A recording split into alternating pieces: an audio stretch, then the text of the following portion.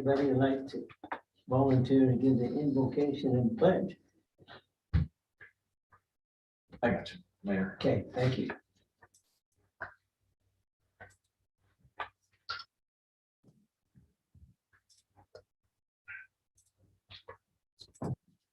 Okay, we're good to go. Ready? We got one more coming down the hallway right here. Hey there, Squash Scraggle. Welcome. It's like Sylvester. That's me.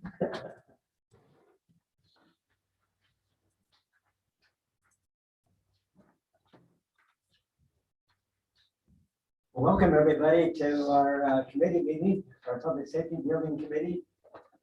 Appreciate your attendance here. Meeting will now come to order. And we'll have the invocation and pledge of allegiance. If you go ahead then. Yeah, all being the pledge. I pledge allegiance to the flag of the United States of America and to the republic for which it stands, one nation, under God, indivisible, with liberty and justice for all.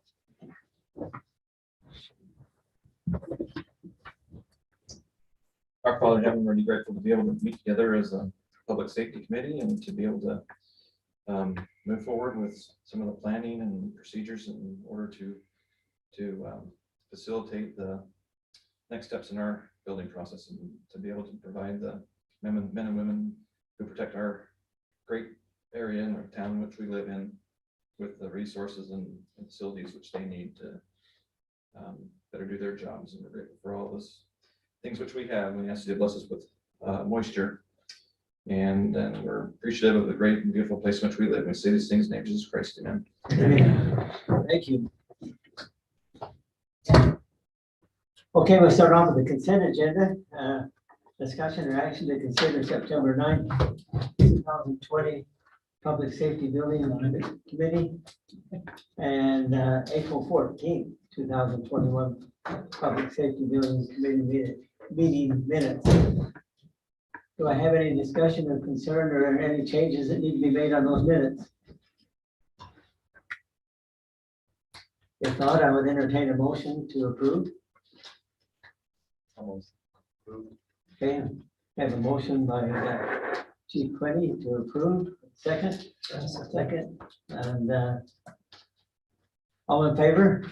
Aye. Any opposed? Thank you. Motion carries. We now have a moment here for public comments.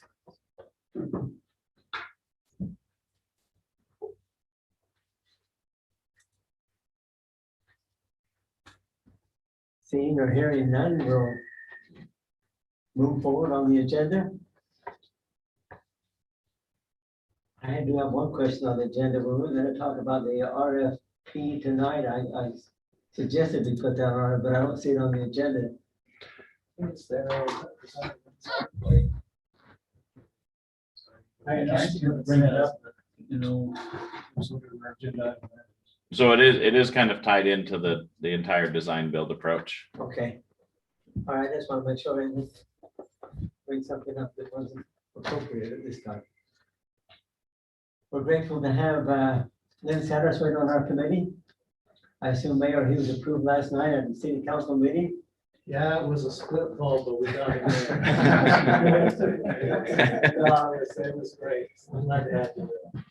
Grateful for your participation on the committee and your expertise in this particular area.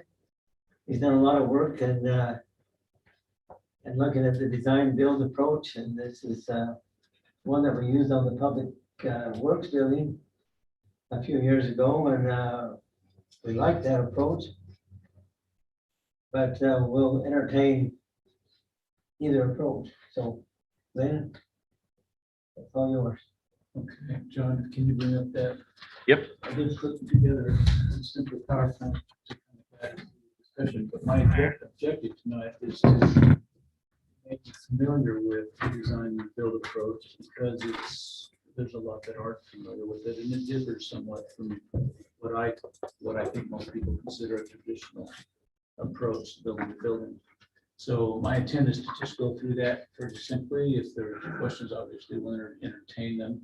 And at the end of the day, this design approach has to end up in a RFP that really instantiates the approach. And I've put together a draft version of that, which John said we've made available. I don't know how many have seen that, but we'll talk to that in a minute, whatever detail you want when we're done here. So next slide, two approaches to building, and there are others, but I'm just going to talk about these two. Let's go to the next one. Traditional building. The owner, which would be the city in this case, hires an architect. They try to communicate in as detailed terms what they want for the architect. A lot of times architects end up with some kind of a pictorial view, something that shows how the thing will look, at least on the outside. I can show you rooms and that sort of thing, but there's a lot of back and forth, and when the owner is really satisfied that they've communicated adequately to the architect puts together a set of plans. Next slide. And with a set of plans, next slide, we solicit bids. Contractors will look at an RFP that's sent out. The RFP can be can have the format of a regular build this building according to these plans, and then it's specified right down to the 10 penny nail, joists, trusses, and things like that. And all the engineering's been done. You know that building is ready to go. Next slide. The contractor will bid, and next slide, it's a firm fixed price bid is what we're seeking here. And then we award the contract, simple as that. Next slide. So now we'll go into, well, then they build the building. Wow, Chief, how do you like that? Oh, we're done. Good, right on top. Checking mine on this. I searched all over the internet to get that. Oh, that's great. Does the architect step aside at that point, or are they still very involved in? No, architects typically are very involved, and part of their remuneration is a percentage of the total cost of the building, and they're there on site. Sometimes engineers are as well, to make sure it's built just like the plan says. Where is that? You gotta tell us, is that Dubai? I have no clue. You know how you're trying to throw something together in 5 minutes, and you go search on something and a picture shows up, and there it is. Yeah, okay. So next one, and I think we can now get into the design build approach. Design build works because there are a lot of contractors that have built a similar kind of building. If you're going to go do some new building that has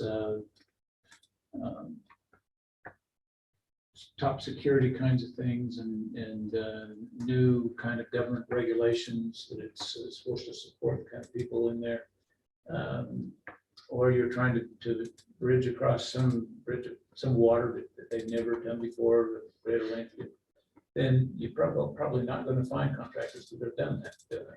But for police buildings, we know there's a lot of contractors out there that have done police buildings, and the idea is that they'll utilize designs they already have to respond to our RFP. Now I'll give you a little more idea of what that RFP looks like.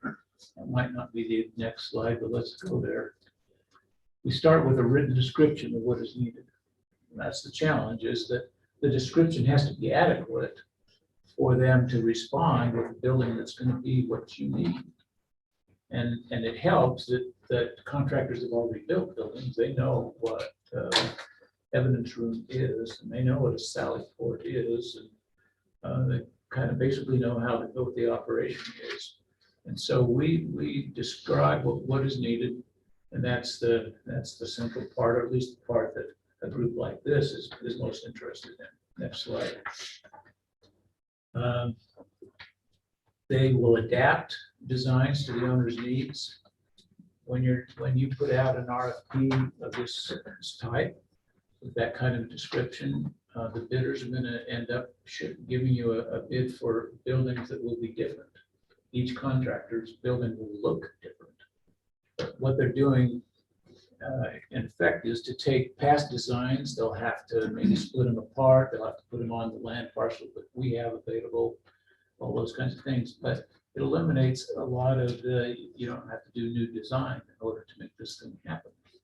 If there are new standards, perhaps, but those standards haven't changed in a substantive way for a long time. So that's why this kind of thing will work. Next slide.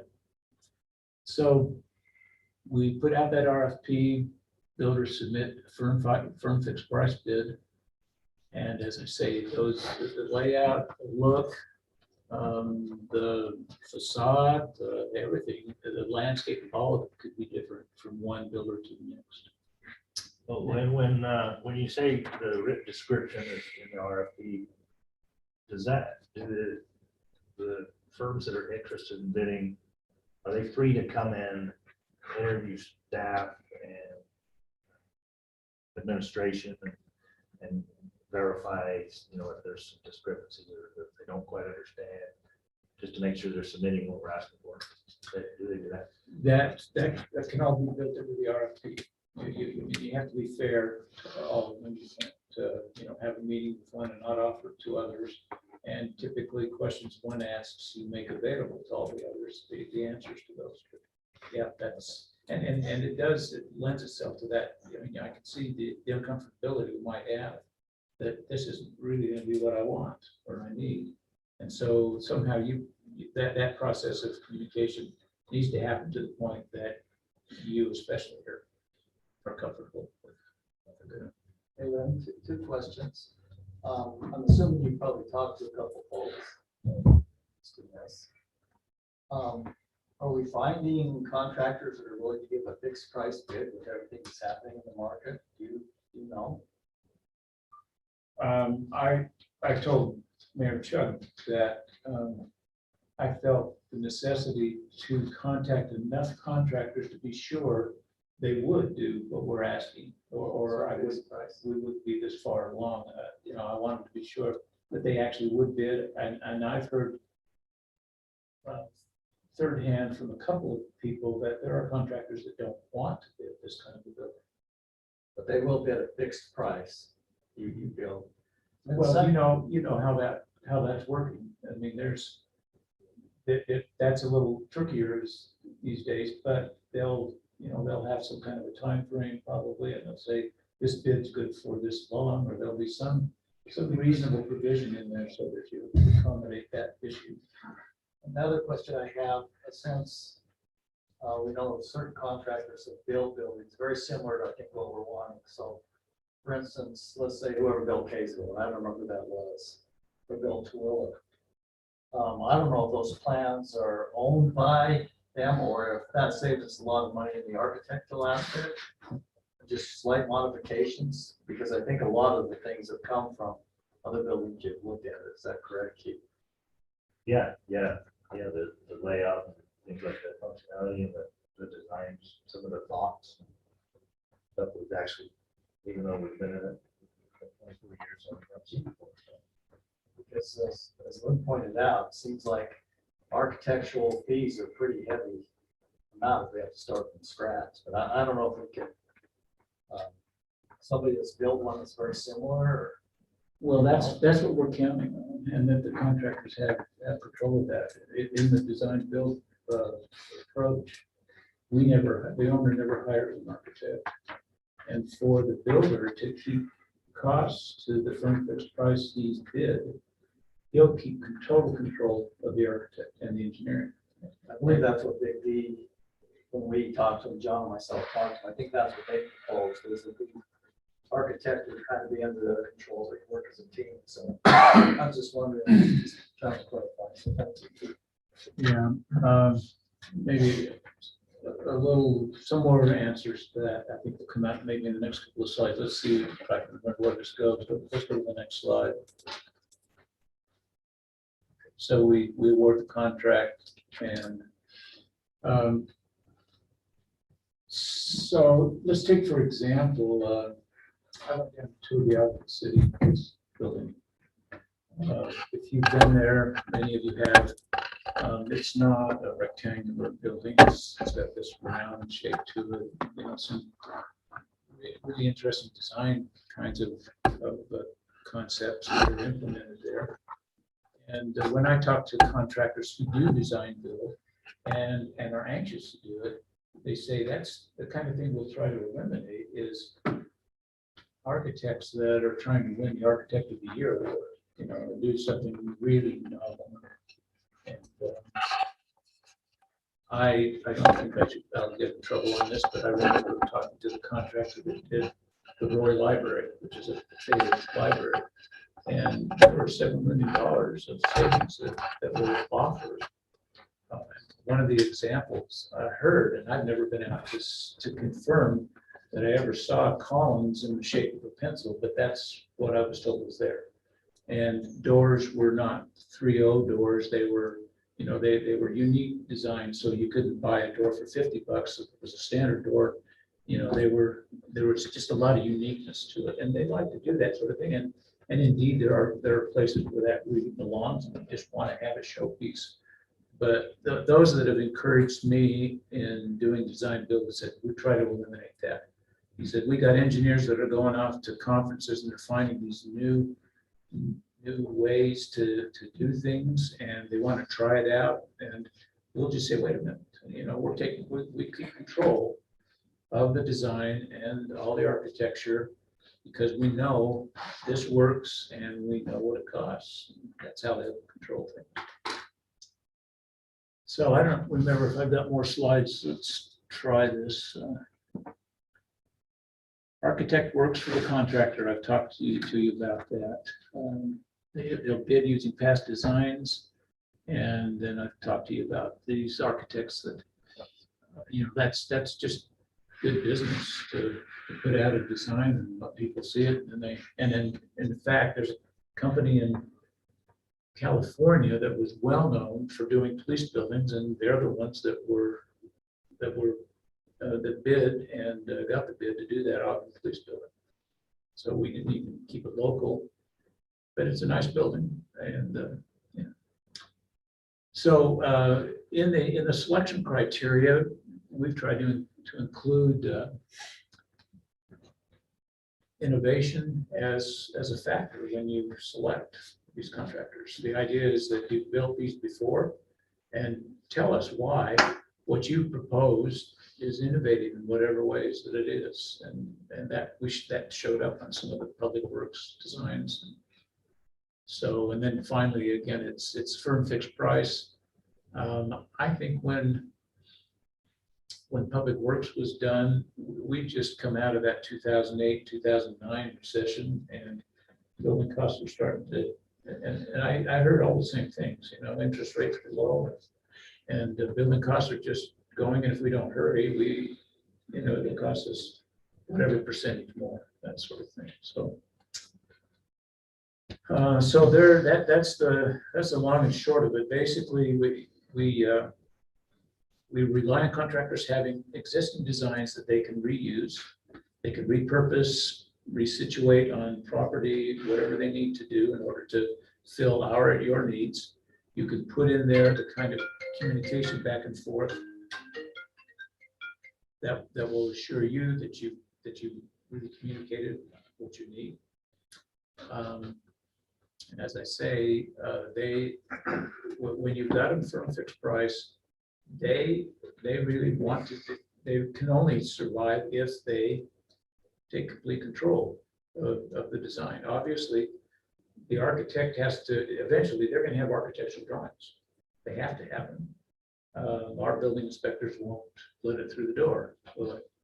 So all of that has to happen, but it's done in a much more efficient, much more focused way, so as to preserve the building, what it's intended to be, and to do it within the price that they can do it in. And you might remember Mayor Chubbuck, we were both on the committee of Public Works Days, and I remember, see if I'm remembering this correctly, we had three or four bids, and one of those bids was half the others. And I said, oh no, I mean, in my work experience, when when somebody bids and they're half the others, they're gonna hate life because we've given the bid and they're gonna lose money on it. And that's what I said. And then Brent Chug said, wait a minute, I know these guys, and somebody else on the committee knew them. He said, they know how to make money. So, it worked out. All of these features of design build, I think were in play that allowed us to get a building for a better price. I don't know what'll happen here, but I propose it, and somehow along the line, the mayor came to he made the suggestion that I get involved, and I'm happy and have taken it this far. I do that because I think it does have the potential to save us some money somewhere along in that process. So, Isn't there the aspect also of some of that building has to be more securely built than some of the others? I mean, you don't have to have big protection for the chief or anything in there, but anyway, I mean, there's some certain situations where that contractor can say, okay, this part of the building needs to be really secure and have all this equipment and this type of thing, but this other half doesn't have to have quite as much. And there's some savings in that type of approach as well. well, you'll see if you've reviewed the RFP, I've got notes all through there that were suggestions made by some of the contractors I talked to. And that was one of them. They wondered if we could do it on the property. This committee decided that was not an option, but at least those notes are in there and we can clean that up, make it from a draft to something that'll really work. But yeah, there were a lot of suggestions out there. Someone suggested, in fact, it might have been John, that if you build a commercial building, all of it has to be built to the same standard. And I've got that question in I just didn't get around to it till today, but asking an independent, one of the contractors, if that's the case. I told Mayor Chug that for me to become comfortable to push this along with this group, I wanted to be sure that we had, we decided 5 contractors. We wanted to make contact with at least 5 that would build on design build. And we do have 5, so I know there's at least 5 out there that are willing to, and I do know that there's some, as I said earlier, they just won't build it. In fact, one of them said, we have so many requests for bids, we can't process them. So he said some of the bids, what we did was we, rather than doing this detailed takeoff, they figured out the total square footage, multiplied that by $1,000 and gave them the bid. And they actually got some work that way. So they'll, that's the kind, maybe some of the environment you're worried about, and it's justified. But I think there's good reason based on past experience that this is worth trying it this way. We use this concept when we build a distribution center out here. Our west, we save several $1 million on large projects.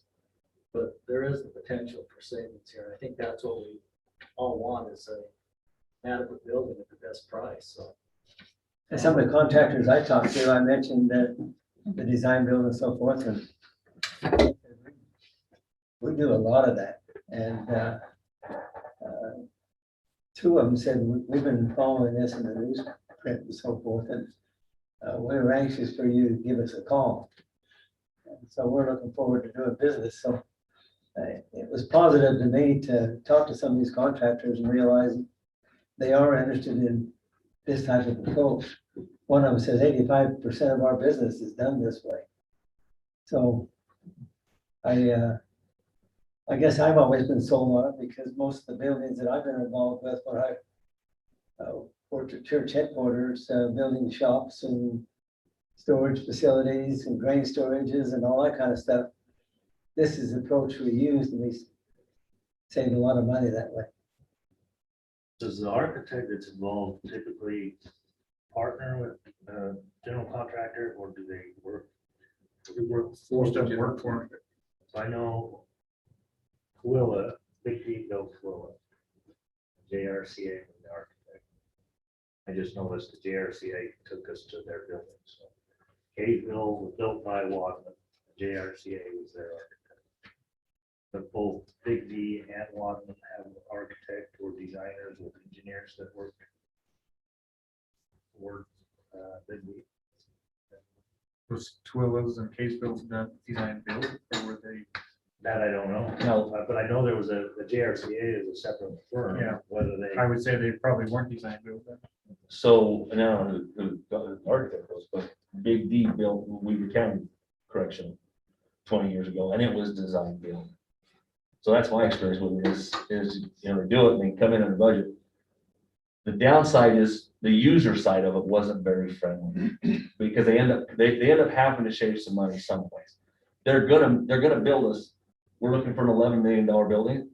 We're gonna get an $11 million building. Whatever $11 million will buy us at the time that they're buying a building. So if that means taking, you know, a bathroom with 4 stalls down to 2 stalls, or a bathroom with 3 stalls down to 1 stall, or smaller doors, or cheaper carpet, or some of those things. Somewhere along the line, that contractor is still going to make their money. They're not, you know, the savings that they provide aren't coming back to us. That's cutting into their profit. So my experience is design, I know it works, and I know it works on the financial side. The user side of it, I haven't, my experiences weren't great from the user side of it. But this is a difference, you know, we're sitting on a different side of the chair at this point.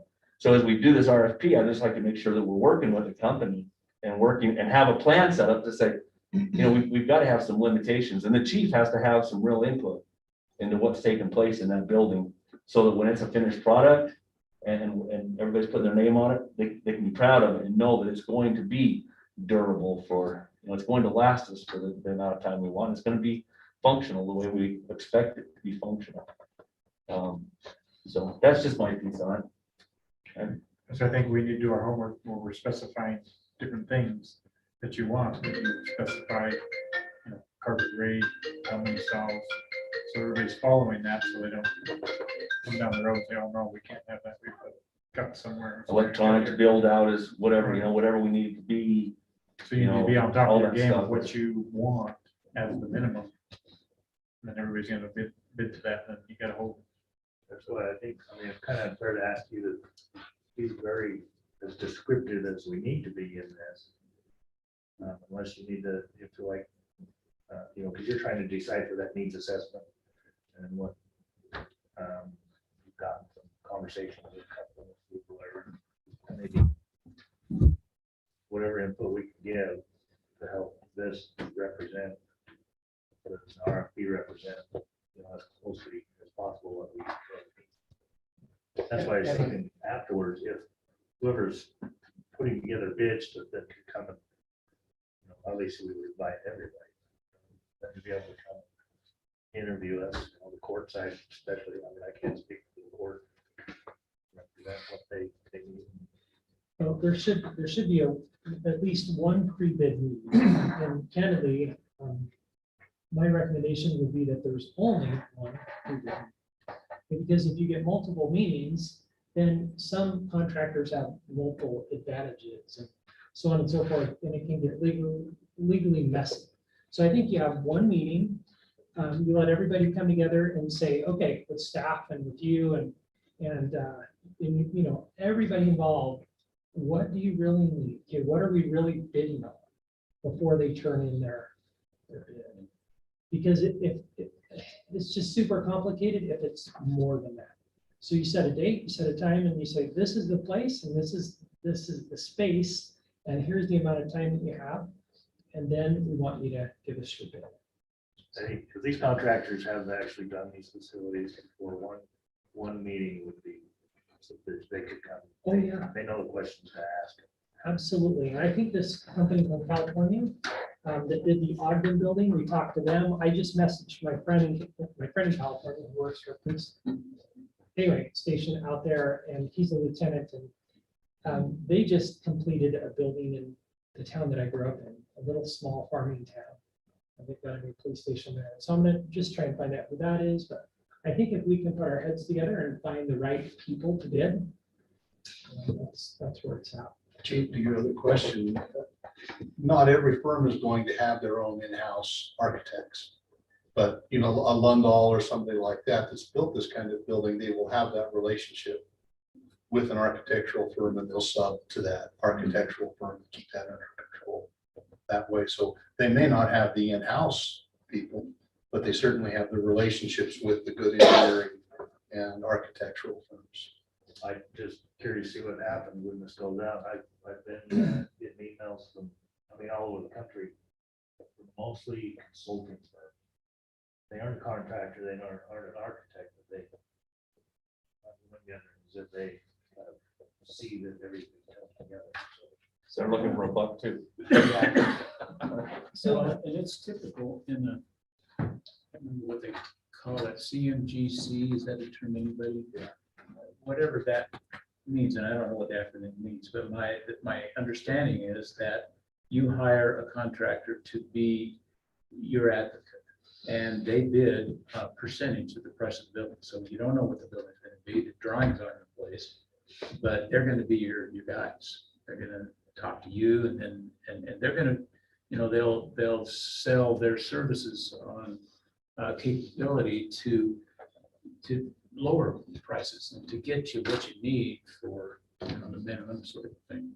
And doing that, of course, they're not, at the end of the day, they're not all that motivated because they're gonna make a percentage on the total cost, but they do perform that function for real, and that really can happen. To your question about getting you the details and having one pre-bid meeting, I think that's a great idea. But let's see, 2 or 3 comments. Contractors that have in-house architectural capability will have an advantage over others.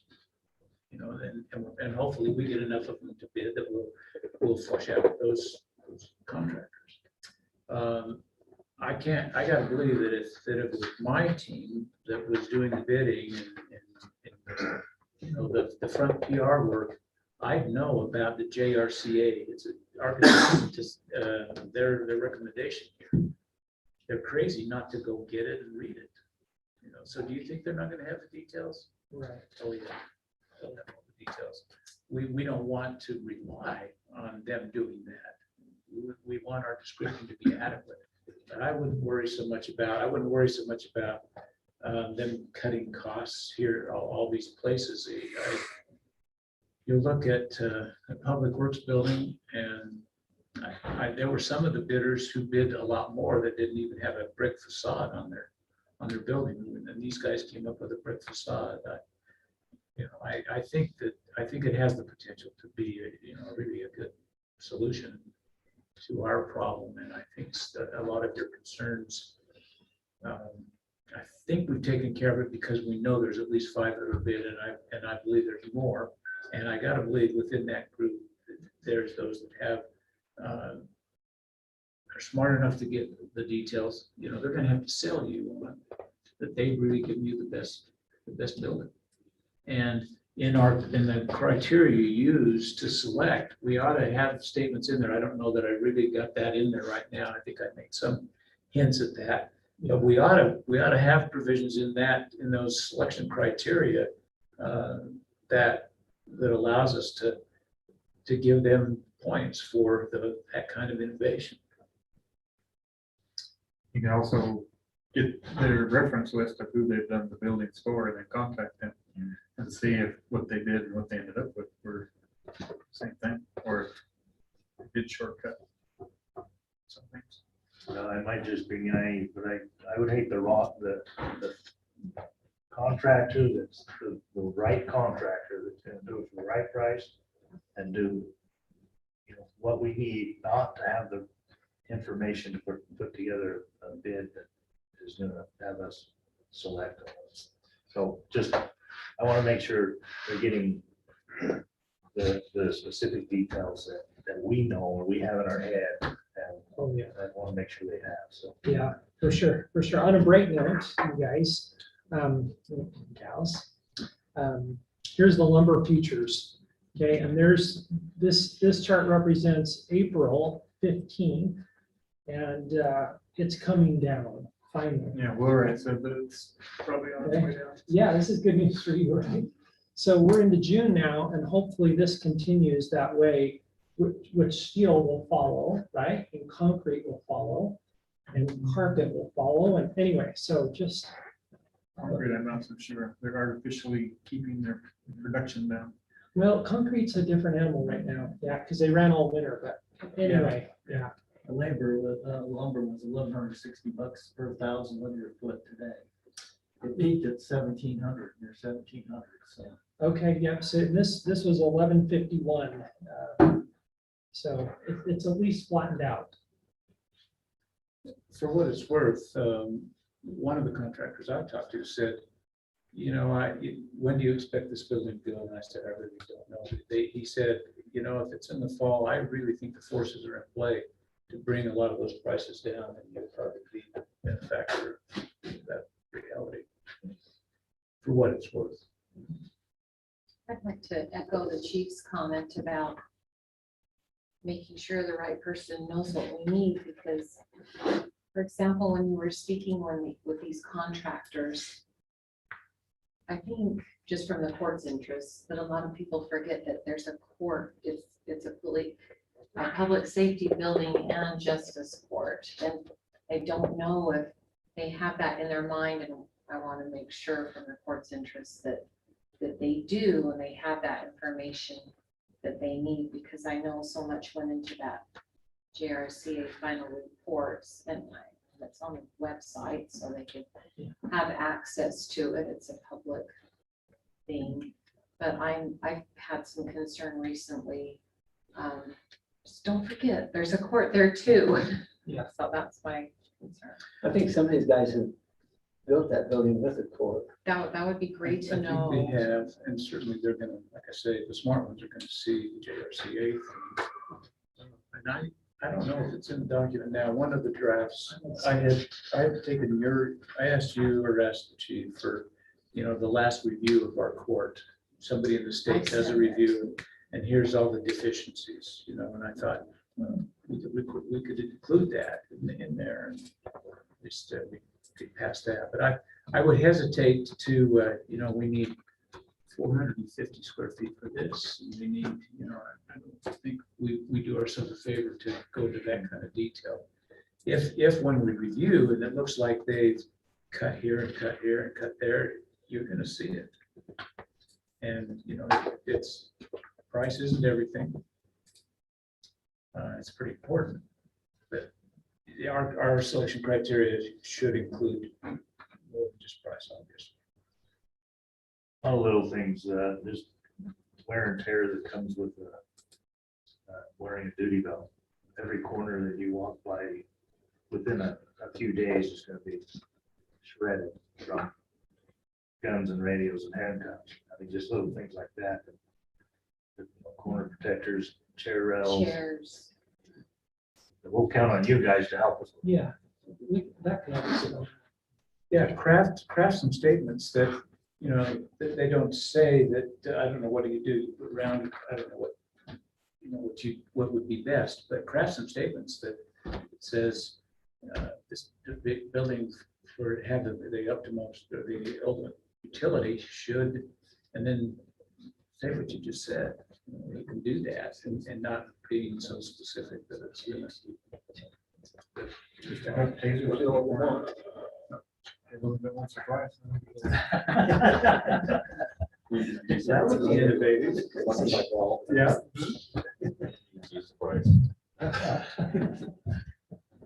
They're an interesting group. Okay, the mayor's gone, now we do what we want. Well, my thought was that RFP, there ought to be some kind of a plan to get that adequately reviewed so that it contains what we really need it to contain. And it's not just the specifications. I think it's smart to get the selection criteria so that it allows you to really see innovation. It motivates them to provide that kind of thing. There's a lot of those kinds of things that ought to be in there. Attorney counselor call. Well, and I was gonna say, it might be good in looking at that RFP to make some decisions about, is there some entities that are so specialized that we don't want to run them through this process?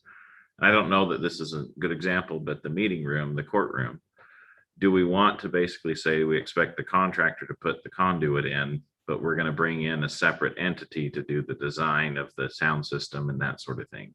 And what I mean is, we'd obviously have to reserve some money out of our funds to do that, but is there something related to police and the holding cells or something that we just need it to be a specialist that we have to contract separately, or that we expect to fold into basically the subcontractor we bring to the table, as opposed to expecting the general contractor to have that sub, if that makes sense? I really like that, John, especially with the evidence side of things, right? We could cut out the middleman and go right to the, evidence room specialists, people that do that for a living, right? And bring them in so that we have the best evidence room, instead of having the contractor do that and then make a profit and hire the evidence room people. Do you know what I mean? So same kind of thing, I think, is what you're saying. Yeah, essentially hire the evidence person at the front, and they say, I need a room that's 40 by 60. And then we just make sure there's a space. Yeah. Sorry, what? You do not want to cut corners on the evidence. Yeah, well, and that's what I'm saying is, and that's, I think that's what Lynn is saying, is we need to vet the RFP. Because if we, no offense to a group like Lundahl, but they maybe have never done the audio visual, and they might turn it over to someone who's just gonna change order them out of business. Right. And maybe hiring, that someone like Laura has some associates with expertise with courtroom sound systems. And maybe we just contract with those people directly, and they tell the contractor in the design process, because they'll give us the initial design, not the detail. And in the detailed design process, hey, this is how many outlets, this is where to put the jacks, and just make sure that it's perfect for what we need. That's just one approach. Like interview and interrogation rooms, there's a lot of people that do audio visual equipment. But there's a specific group of people that do interview and interrogation audio video equipment. It's specialized, and it requires us some.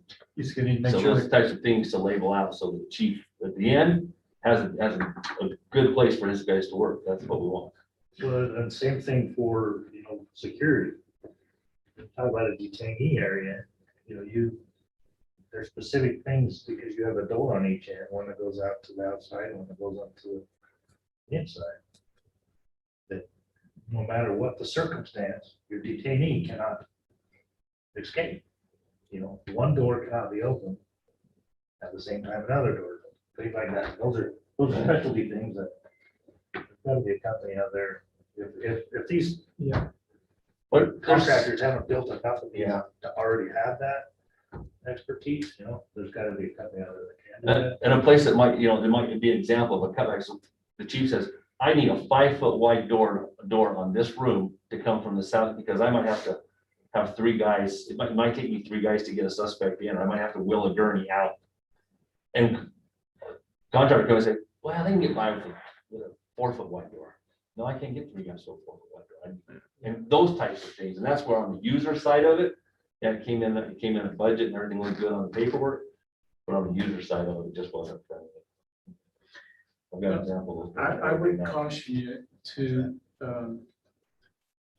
really get the benefit out of doing this design build. If we have enough contractors out there that will bid on this, I can't imagine, but they haven't been through the courtroom thing, and they know. I mean, do we think that the buildings you've gone and looked at don't have what you want? I would think that a large percentage of what we're calling specialty things, if they haven't done them, you probably don't want them. And you'll set them aside. But I gotta believe that there will be some in there that do know. We know companies like Big D and Wadman have done it, because they, we've seen their buildings. Probably R&O has done it. They'll probably be one of the other big ones in there. Let's be careful to throw the benefits out by saying, you just build a shell and then we'll put these specialty things were just the way we wanted. I'd like you to get to the point where you have some confidence that these contractors have done that before. And at least some of them have.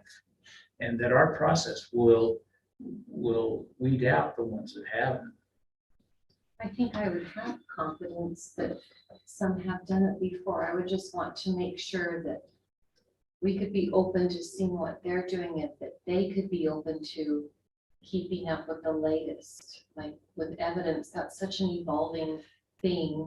And I'm right in the middle of a recording system problem, and it's such an evolving thing. So I would just want them to be open to, oh, look what is available now, which would actually serve the city and the budget better. So I think I'd be looking a little bit for something like that. So it's like, we've done this, we did it 20 years ago, it looks like this, we did it 10 years ago, it looks like this, but to see an openness for evolution that would serve us in the best possible way. So not that it has to be in the state of Utah, this is the best, that costs this much, but to really serve us with all the information that's out there now.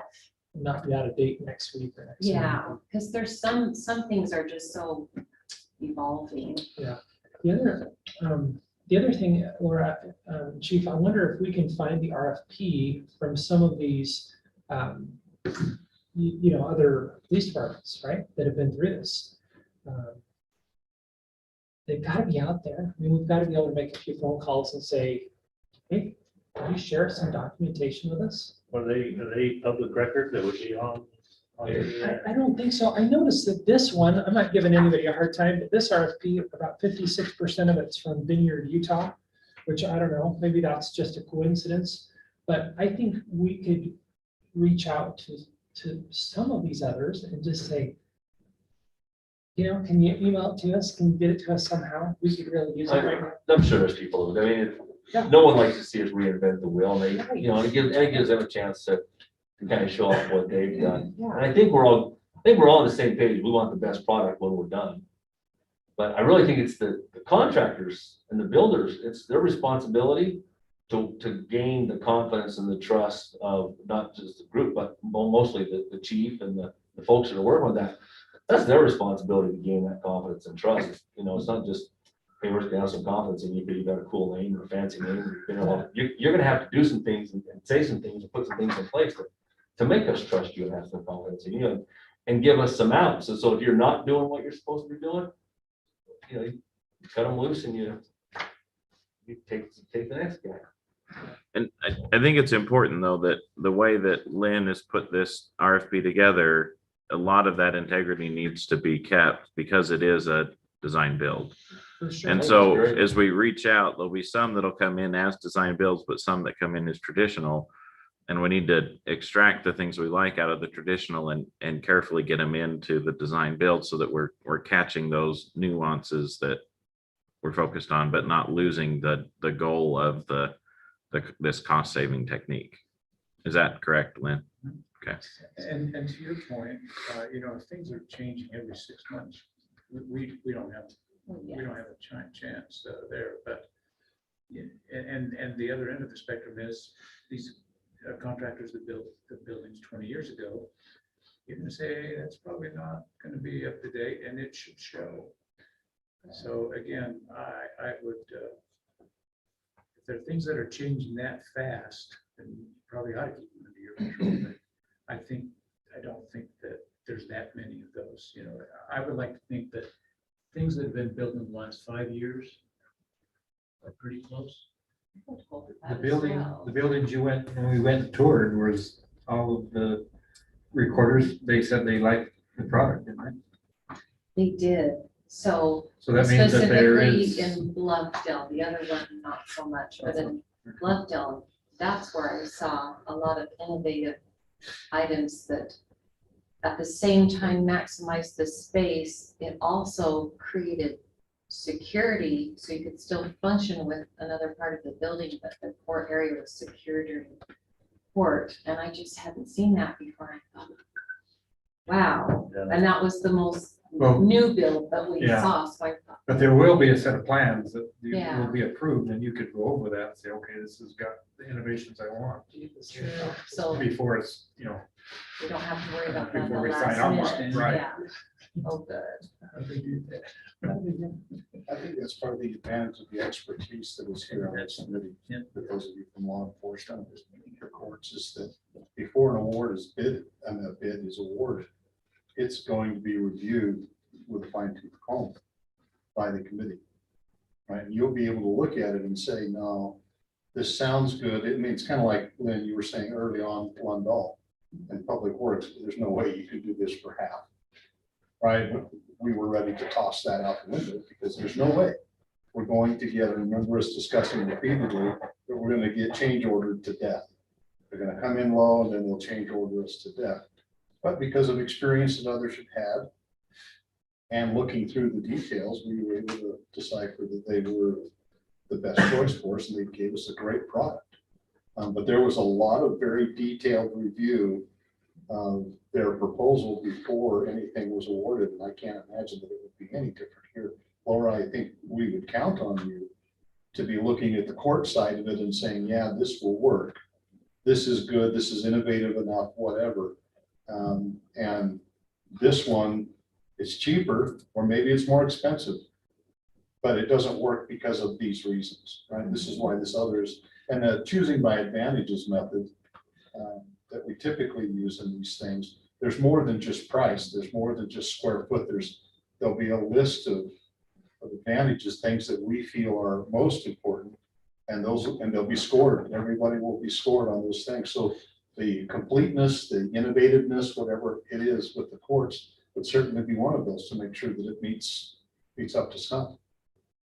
That's great. Do you think we would have an opportunity to meet with you to go over some parts of this RFP? Sure. I would suggest that you read through it, mark it up, and Yeah. and then let's and do it at a meeting like this, and let's just. Well, we take some good notes. There'll be a lot of questions probably come out of it, but it's really ours to lose here.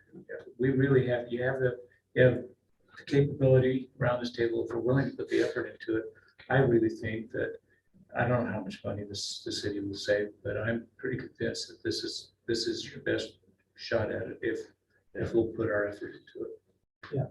When we And everything you said is right on. But I think that, well, yeah, I'll leave it at that. do you think, well, sorry, I was just gonna say, do you think Bluffdale, if you reached out to them, you could say, hey, I was so impressed. Would you send me what you did and how, that kind of thing, in your RFP, they would send it to you? Yes, of course it would. If you would like me to. Yeah. No, I would suggest, it wouldn't hurt There's to no trade secrets here. They're not. get anybody's RFP they're willing to give you. But I would give priority to those that did design build. And that wasn't just like. Well, it Don't was, know. JRCA was the architect. I don't know if I they don't know. partnered with somebody in the design. Well, you have a relationship with those folks from GRCA at this point, don't you? Yeah, Yeah, we could give them a just call and ask them what they ask did design build for. Just give them a My call, guess say, hey, is JRCA would who do be you- like to who do you be design the build for? architect on this. I'm sure they. See if they have somebody steer. Yeah, they've done so much investment in it already. Yeah. But I think that's, again, I think you're gonna get the best bang for the buck if you can find contractors that have done design build enough, that they have the resources in place to be able to bid like we're talking here. And I don't think that means that you go to it doesn't mean going to an architect first and coming up with a drawing. It really doesn't. That's that. And the contractors we talked to already, a good portion of their business is design build, so they're not foreign to that concept. But I think that the contractors, I know some contracts with Big D, what are I know Pikens or Arnold, that a lot, they'd like to do this CMGC thing. I mean, they bring a lot to the table. to bid, to do a percentage of your project. They know subcontractors, they self-perform in a lot of areas perhaps. But they provide a real service that way, but you still end up them being your broker, your advocate, and you end up getting to an architect's drawings first. When you do it that way, you really, that isn't the way that I think you're gonna get your best outcome. It's just that way. And I'm happy to, help all the way to, I think we all have limited time, and so do I, but I'm happy to help and answer questions, or do whatever we need to do to get an RFP to do. I think I speak for Laura and the entire staff that we feel confident in that needs assessment. And if this group in the city can build it for 5 million, 6 million, 8 million, or 15 million, we really, doesn't matter. We just know what we need, and that's all we're asking for. So, Do you think it would be fair, Mayor, to make some assignments here so that we know who's going to do what next, so that at our next meeting, we're prepared to have a more intense conversation? We can itemize those particular items. John, who authors RFPs in the city? Me? Let me interject. That's why I ask you. Let me just interject something here. If you go through the RFP, there's a lot of what I call boilerplate. Most of us, it should be just that. It's what kind of employees, what insurance do they have to have, all that kind of stuff, and you just let the attorneys handle that. We ought to focus on the description of what we want. We ought to focus on the criteria for selection. We have to focus on statements we can make that encourage the innovation and the completeness, we want you to be up to date, articulate that or craft that in words, and let's get it in there. That let's not specify the 10-penny nail kind of detail. Let's let the thing happen that can happen because they've already done these before. Yeah. If they've done it 20 years ago, you're going to find out and you're going to throw them out. But if they've done it within the last 3 to 5 years, I think those are the ones that'll end up on the table that you're going to say, which one do we pick now? Because these are good. And just focus on functionality, you know what I mean? Yeah. Functionality.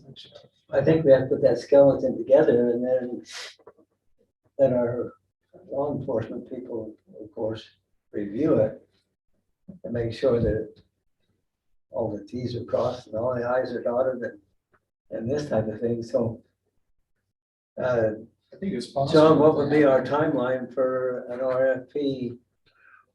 We don't, I have no expectation. Tomorrow, No, we won't get it out before the end of July. okay. And the reason I say that is that there still is that contest period for the bond. And we definitely wouldn't want to bid this out or have anyone start doing work if that does go to a referendum. And so it's at least mid-July before we'll know if there's going to be a referendum or not. So does that give us some time then to get to work on the finer parts of this? Yeah. And pull in information from other sources, and what would you like us to do next, I guess? I get at this point in time, Chief, you of course been with JRC and had a lot of communication with them and so forth, and maybe you could approach them and say, we'd like to look at design build and what contractors have you had experience with that do this type of thing, and I don't need to reach out to them because they call me once a week. You got one that do not answer? Yeah. No, I will do that. Yes.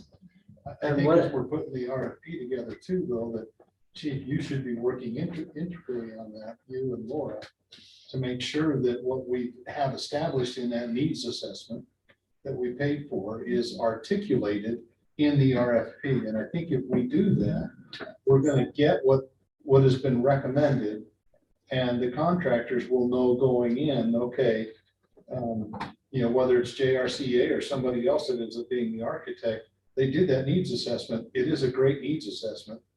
And we just work that into the language of the RFP. And John's very good at doing that kind of stuff. And I think the RFP will have everything in it that we need it to have from a functional standpoint. That was the thing that I remember with Public Works Building, when the contracts came in, there were quite different looking results. Because we're not dealing with, here's the floor plan, how much to build it. So, sometimes you have to look, well, not sometimes, you have to look at that functional piece first. And does this function well? And maybe this isn't the prettiest building, but it sure functions well, and it came in at a really good price. It gives us everything we need to do our job. I know, this draft is a great starting point. I know Laura and I have both already marked it up, Mhm. Pretty extensively. So whoever is offering the RFP, we're ready and willing to Yeah. sit down.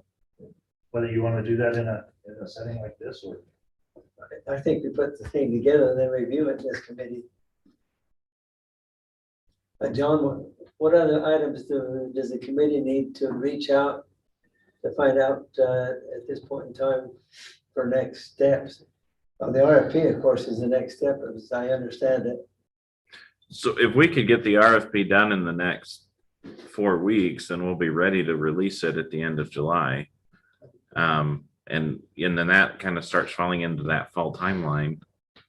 And even if we don't release it at the end of July, because there is a referendum that is involved, we still have it ready for, assuming that the bond election or the bond election is favorable. So is there anything this committee needs to follow up with to help you with your project? I think this feedback on Lynn's document that says, hey, what are we missing? Where do we need the better details? That'll be helpful, because then between Lynn and I, we can get it into the final shape so we're ready to go in July. Okay. And I really like to see us, not go start writing and show up 4 weeks from now. I'd like to have something happen in the next week or 10 days where some of your comments come out on the table, and those that want to be involved, we can field the questions and keep this kind of focused where the direction that where we get the most benefit from this design building process. All of you have copies of this, so make some notes on it. Let's get it to John, and he can wordsmith it and put it together. I have a client that I'm working with right now, and she does this nationally for hospitals. And I sent it to her around noontime today. And she said, I can't spend a lot of time on it, but so she called me back, and after a 20-minute phone call with her, she had a lot of feedback. So I'll pass that on to John as well, but it's a lot of legal feedback, a lot of take this out, don't do that, put this in, from her experience. Well, and if I were looking for RFPs that are out there, I would be looking for those that did it this way. I would grab anything they want to send, but I would really put priority to those that approach it this way and read those over good. Yeah, some of those facilities that we visited that we like. I think we like Kaysville and Bluffdale and some of those. Well, maybe we get some information from them as to what we might. just to give everybody an idea, one that we all, I think, agreed that we didn't particularly like was Pleasant Grove. And we find that they had a piece of ground that was this big. They needed a building this big, and so they squished it and went on with it. It just wasn't. Just even looking down the hallways. I like Bluffdale, and I like Kaysville.